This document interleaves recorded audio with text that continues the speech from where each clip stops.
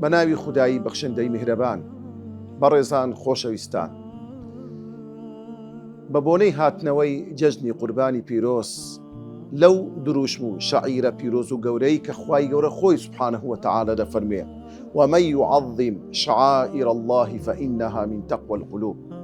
گەرمترین و بەگوڕترین پیرۆزبایی دەکەم لە تێگەڕای موسڵمانان، بە تایبەت ئێوەی زانستخواز و فێرخوازانی خولەکانی ئۆنلاین، بە تایبەت خولی تەفسیری جوزئی عەممە. هیوادار و ئومێدەوارم خوای گەورە هەموو ڕۆژێکمان بجێڕی بە جەژن.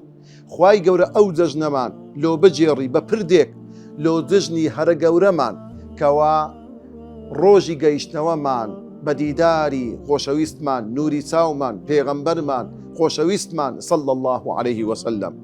لە جەژنی هەرە گەورە چوونمان لە بۆ بەهەشت و ناوباغ و باغەکانی بەهەشت و ئەو ڕۆژەی کەوا خوای گەورە ڕەزامەندی خۆیمان پێدەبەخشیتن.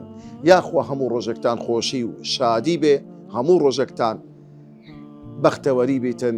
ئومێدەوارم بەختەوەری دنیا و قیامەت بن ئینشاء الله.